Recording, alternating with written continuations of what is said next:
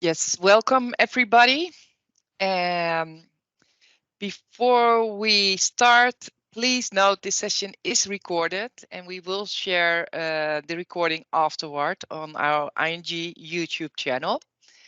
I will now give the word to Jiao Li. She's working at ING as the domain architect for Know Your Customer and will tell you all about continuous fight against financial and economic crime. Jiao, the floor is yours. Yes, thanks. Let me share my screen. Yeah, it's visible and questions can be asked after Jiao had her talk. Yes, thanks, Mariska. Welcome, everyone. This topic is about Know Your Customer. In abbreviation, you heard it a lot of time on the website or on the news channel. It's KYC. Today, our topic is about how do we continue to fight against this financial crime. Do you know each year 2 to 5% of global GDP is laundered? It sounds very conceptual of this 2 to 5%. If I translate that to money, it is up to $2 trillion per year. Yeah, it sounds a lot of money, but is this money the only problem we're facing with? Well, behind the scene, that is the criminal activities we're fighting against, such as human trafficking, terrorist funding, and drug trafficking. I am Yao. I am the domain architect for KYC at ING. I don't know how many participants today are actually in architecture role, but when I have to explain my role to my friends and family, I often use 3 words: bridge, design, and guide. First, I bridge the gap between the business problems and technology solutions. So I understand why are we solving this problem and what are we solving. Then I will start to design the components so the systems start talking to each other. I take risk, cost, resource, etc. into consideration, and I explain to my stakeholders how I'm going to solve the problem. In the end, I will guide my engineer teams to do the end-to-end implementation. And there we detailize with what kind of technology we are going to solve the problem. I have been worked in KYC almost 4 years now in the customer due diligence area. And this KYC part is a very important area in anti-money laundering. And today, I'm going to share you about my story of KYC at ING. Before I go into details, let's briefly look at a little bit the concept of money laundering. In one sentence, it is an illegal process to make dirty money become clean again. It also involves 3 stages. The first is placement. So what is happening in this stage is the money launderer gets the money which from illegal process, for example, human trafficking, and they want to put the money into a legitimate financial system. The most common way to do this is to open a bank account. After they have a place to put the money, then involve the second stage, layering. What they do here is often the movement of the money with the intent to hide the illegal origin of the fund, and they mix it with funds from legitimate sources. The more layer they put on the top, the more difficult it to detect what is the origin of the funds that they get money from. After these 2 stages, the money become clean already. So then they can already withdraw the money to purchase assets, for example, sports cars. So with these 3 stages, I also want to use some examples to make it more critical to you. What do they do actually? Here I give 5 examples. The first example is casino laundering. In this instance, the money launderer will use cash to purchase chips at the casino, and later they can ask for cash back to return the chips, or they can ask the casino to transfer money back to our bank account. Then let's go to the second, asset laundering. Here, the money launderer will use the money from illegal process and try to purchase expensive items. For example, real estate, a boat, an artwork, some expensive real estate houses, for example. And later on, they can just sell it for cash, or they can just ask the bank to do an online auction, and the money will transfer to the bank account again. The third laundering way of using cryptocurrency is getting more and more popular due to the anonymity of the cryptocurrency compared to the conventional currency of the money. For example, you can do a peer-to-peer trade just between two counterparts without any intermediary. It is very difficult to detect. According to Chainalysis, in 2019 alone, there is already $2.8 billion can be traced to use Bitcoin to do criminal activities. Now, let's go to our fourth example, money mules. It is cash smugglers. So they ask people to carry the cash out of the border and then deposit into a foreign account. In UK, the money mules, the cash smugglers, they have been 30% of them are under 21 years old. They are using young students without much knowledge what are they doing and make it happening. The last example I give here is smurfing. So in this case, the money launderer will use their dirty money and they just cut the big chunk of money into small parts and then deposit into a small different bank account to avoid the detection. You see, in these 5 examples here, there are all kinds of different ways of doing money laundering. In reality, there is way more than these 5 I presented here, but there is one common part that is the bank along the whole chain. You see that the government and regulators, they make banks accountable for finding and fighting against the bad guys. And know your customer is the first step towards the bank to be safe and clean. It makes the bank become the gatekeeper to our financial system. KYC is the process, know your customer, to make sure that we only do business which are acceptable to us, to our regulators, and our wider society. To be able to do KYC, it also involves several steps here. First, we will carry out customer due diligence. And here we will ask personal information from our customers. And we will also ask them to periodically to update their documents. For example, you might already seen in your ING app that we ask you to update your address, whether you are still living in the same address, whether your phone number is still the correct one, or we notice that your passport or your ID is going to expire, and we ask you to update your newest documents. When you want to become a customer, we also screen the customer. When you become a customer, when you start sending money for your own business or your own personal usage, we will screen the transaction before it's sent out.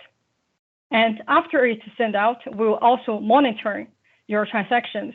So we need to understand your behavior is aligned with what you agreed to us when you just come to us, that's saying that you want to become an ING customer. If during the whole chain we found out some suspicious behavior, we are obliged to report it to regulators. You see here, KYC, know your customer, is more than a legal obligation to us. It's integral to our strategy, and it is our lessons to operate in this whole world. However, just 5 bullets here showing what do we do is not that easy to put into the real world. In reality, when we want to put everything into execution, we are facing 3 challenges. The first one is coming from the regulator. The regulatory requirement is very complex. The legal framework and the professional standards, they have changed, and they are still changing drastically, which increase the compliance requirements towards the bank to enforce the rules. And ING has to apply all applicable rules in the Netherlands and all international laws, and of course, our bank risk appetite. The challenge is from our operations, our employee. Because of the complex regulatory requirements, ING for now already has 4,000 employees dedicated to KYC and how to make their day-to-day job more efficient, more effective, make our compliance costs also going down. It's also important to take into consideration when you bring up a solution. The third challenge comes from our customer. So when they come to ING, they want to have short-term onboarding, and they want to access their financial assets as fast as possible. If you look at these three challenges, they are actually a bit conflicting. In one way, we say we need to apply the law, we need to follow the regulations, we need to facilitate a very thorough investigation by our operations. But on the other side, we need to make our customer experience the best. You want to get things done fast. Imagine you are just a customer and want to have a mortgage with ING, and you want to open a bank account. You want it to be done fast. So your housing purchase process, the purchase experience and your journey will also be smooth. To bring all these challenges together and to look at how are we going to solve the conflicting, we bring global KYC service. And why here we see globally? And the most important one, the reason is because ING has a business in many countries, and it is responsible for all countries' executions. Considering the complexity of the IT implementation and the need to apply the highest bank-wide standards, a well-thought-for decision is made that this KYC service will be offered in central with global in control. And we see that there are 4 areas need to work together to bring this service into life. We have people, process, data, and technology. For people here, we stand for knowledge, process is standard, data is our information, technology is our systems. What does it actually mean for each 4 areas, and how are they working together with KYC service? I'm going to explain to you through these 4 areas and 3 challenges. How do we harmonize the conflicting points and bring everything together to handle the 3 challenges from regulatory, from operations, and our customers? Now, let's first look at our regulatory parts. It is complex. Then the first we see is get the good people with very strong expertise on regulations will ensure us to have the good understanding of the requirements. So we know what regulatory need from us, what are they asking. And then the regulations will be translated into standard process. Easy understand the rule sets. Compliant by design is the base. When the regulator knock at the door, then when we can be confident of our process with a clean, clear audit trail be evidence. All the information that we collect related to our customers' information has to be collected, stored, monitored, screened, qualified. And when we use the data, the central data control makes sure that what is the data ownership. So who is the data owner? Who is the data user? What is the data usage agreement? And how is the data used, maintained, archived, and retentioned? To implement all this, we offer this, what I mentioned before, this global secured platform. we are able to release all possible innovations, of course, also new policies across countries. And performance and scalability, availability is one of our design principles before we start. So this is for regulator, how we handle it from 4 areas and how the solutions is given. Now let's look at operations. Eventually, all these tools, everything has to be used by our employees day to day. And we start with using KYC Academy, which is we offer online training lessons for our employee to understand what is KYC, what their responsibilities are. And we refresh the knowledge every once in a while to make sure everybody has the same compliant mindset. And because in the challenge 1, we already have the good people to translate every regulations into policy, into process, we can implement a case management tool in a central way. So that means when the KYC analyst sit in front of their tool, there is a questionnaire in front of him or her. So she and he can really look at the questionnaire, standard questionnaires based on what kind of customer it is and what kind of regulation to requirements we have to fulfill. And no matter which customer you are trading to, this standard and this streamlined workflow makes sure that a consistent decision is made. I think 3 years ago, when I started with KYC for transaction monitoring, we have interviewed several colleagues and asked them what we can make their life better. And one of them mentioned important thing is their time spending on investigations. Most of the time they spend on opening 16 to 17 tabs on the browser, so they can use a customer information to look at different informations across systems. And with that in mind, that we use ING data lake. So in this way, we make sure the detailed information and need in the investigation is there, and the quality that we agreed with our investigators also present there. Because the information in the data lake combined all the systems that they want to see, then they have a better helicopter view. If you remember in one of the examples of money laundering, we use smurfing, where the criminal will cut the money into small pieces so they can avoid detection. With this detail and quality in a helicopter view, it really helps our colleagues in their day-to-day investigation to say, hey, how is the customer related to others and how's the transaction flow look like? With technology part, of course, we're also looking at how we can bring advanced analytics into our rule-based engine. And next to it, because if you know that in transaction monitoring, for example, if you just use threshold-based rule-based engine, it often generates a lot of false positive alerts.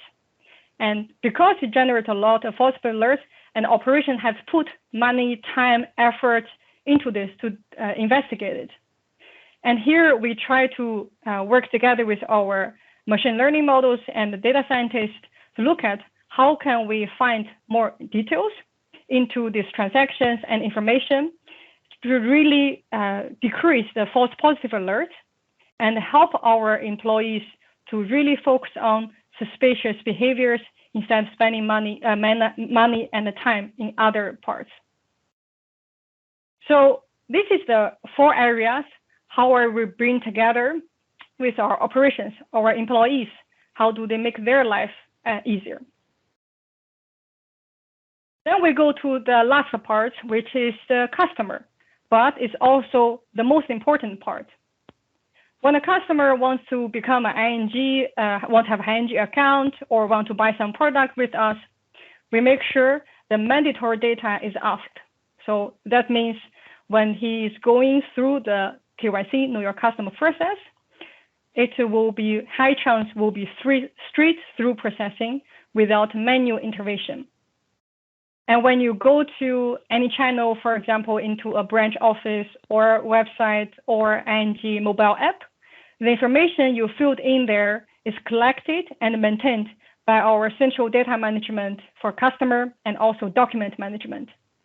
So that also makes sure that the next time when we need the information, you will not answer the same question again or upload the same documents again. After all this process, we make sure there is a near real-time risk profile created for you, for the customer, and it will speed up your later journey within ING. For example, I just started a bank account, and now I want to do some investment together with ING. If all the standard process is followed and all the mandatory data is collected, but still the customer fall out of the happy flow, then we also have the employee there to look at what is happening, and we might ask additional questions. Then we can bring the customer back to the happy journey again. So that's the third part of how we customers bring together with our experience. If you look at now 3 combined together with our 4 areas, let's come back to our real-time use case again. If you are the customer and it's the first time you want to use ING service, you want to have a mortgage with ING, you need to open a bank account. Before you step into our branch office, for example, we already make sure that the employees are trained to ask the correct questions. And the data you give it to us is already collected and secured stored in the relevant systems. Before you even notice, we already make the decision, let you know that you can open a bank account or not. You can continue your journey with your purchasing house. So above is the story I would like to share with you how ING is being the gatekeeper to our financial system. It is a story how we interpret the KYC policy and apply the same bank-wide highest standard everywhere, how we standardize the process to ensure effective operations, to use automated tooling, how we really truly build the cooperation together with our customer, our regulators, and a global network. Eventually, we have this one mindset, one standard, and a one way of acting to continuous fight against financial and economic crime. Thank you very much, and this is my story I would like to present to you. Thank you, Yao, for this inspiring talk. Are there any questions? At the ING Neo Startup, oh yeah, we have a good one to read. We will soon have an open tech and business positions. If you are interested in innovating the Know Your Customer domain, let Hape know, then he will notify you as soon as the open positions are online. And thanks for coming, organizing, and presenting. Looking forward to the next one. I like the initial slides of AML with 3 phases, the 1, the placing, the 2, the layering, and the 3, integrating. Can you share how we ensure? Sorry, my question couldn't be completed. I hit the send button too early. No problem. Let me complete that question. That can you share, or how do we ensure, especially the layering phase of it? Placing the money in the banks is let's say one step, but layering is where it becomes more challenging. And how do we ensure like we have enough data to capture that it's not a genuine transaction, but there is a layering here? Yeah, I think that in the investigation is often the most difficult part. If you see that, I think when you talk about money laundering, a lot of people use a pizza restaurant example. So they say, although the money is from human trafficking, but I put the money into a pizza restaurant. So it looks like the money is going flow with a pizza restaurant, but then it turns out it's actually from human trafficking. So the more they mix it, the more difficult for you to find it out. In our transaction monitoring or investigation colleagues, they really need to go through around it for the information. So maybe the transaction, for example, what we see is only from A to B, but eventually it's from A to A.1.2.3. you need a network to look around it to help you to identify how maybe the money going back to another country come back again. So the network to identify how the transaction going flow is important. That is one. And another one is sometimes the information of this kind of organization, they just, for example, is B.V, but in another system called B.V. Or in another system is there's no BV at all. But in reality, it is the same company is sending around the money. So you need to identify it is actually the same company, but with maybe a little bit different name involved in the same transaction. So you identify who and what is sending around and look at how the network around it is look like. So that's why you can find out, hey, the layer is happening around it or not.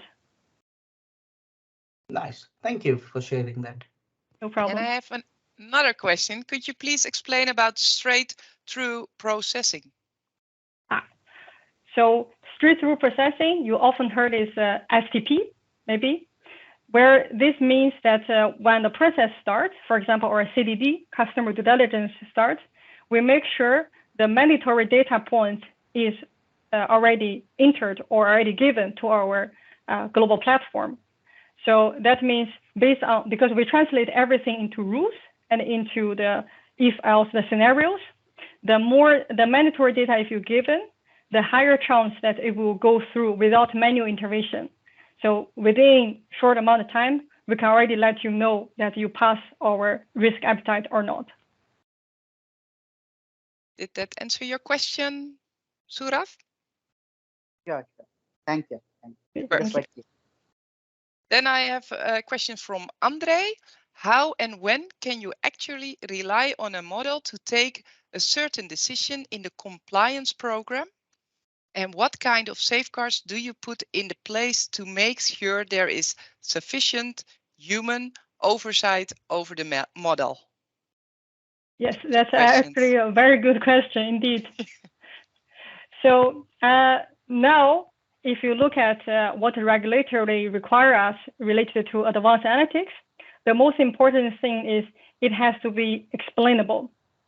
And within ING, the a pure model based on machine learning, for example, is still needs to human to look at it. So the final decision is still on human. The model cannot do a decision on behalf of human, especially in this KYC program. So and I think it's understandable. For example, if you are a real customer for ING and we just tell you, hey, the AI model decide you are not going to do it. So far in this stage, we always have a person to look at the AI models. And the AI models could also help often from the operations point of view. For example, it can take the narrative. Why do I make this a human? Why do I make the investigation in this way? So the AI model could help to collect the information in this kind of point of view to make their life better, to make their collection in a more efficient way. But eventually, how do we decide and what should be passed is still a human there. So no model can do a decision on behalf of human. And to make sure that we make sure that no matter the model comes out with a certain result, it always have a human there to make expertise based on knowledge decision. Perfect. Then Danny also asked a question. Know your customer is mandated by the legislator. How does the legislator check that the implementation has been carried out correctly? For this checking, we have the DNB and also the ECB. Once in a while, they will have to look at our systems and implementation, work instruction, you name it, to explain how the system is gonna do a decision. Use a life example. If you go to bank account, you want to open a bank account for your mortgage, and how the system will be checked. And they will also look at their list of requirements. For example, did you do customer due diligence? Did you do any transaction due diligence? And which part is you are doing it? And how are you doing it? So we need to go pass through all this check when they ask us. And of course, at the same time, we are also looking at how DNB, how ECB, how our internal risk team check what is happening with the policy and the regulations. We need to reflect it on the time also in our system. So there are two ways. One way they check us and we need to explain what is happening. The other way is we actively look at what is policy change, try to make sure that what they are required is reflected in our system. Perfect. No other questions in the chat. So then I will thank you, João, for your great inspiring talk, and I learned a lot of it. So hopefully all the others too. There is the question, is there any open positions at the moment or soon? I'm looking for referrals into entry levels. Bill. Can you answer that? Or is that more something for the NEO department? If you search our ING jobs, I think currently we are looking for all kinds of solutions. I think we need a field engineer, we need a business analyst. Feel free to go to our ingjobs.com. Yeah. And there, search KYC as a keyword. There you will find what we need. Perfect. Okay. Then I wish everybody a great afternoon and see you all on the next meetup, hopefully. Bye-bye. Thank you. Bye.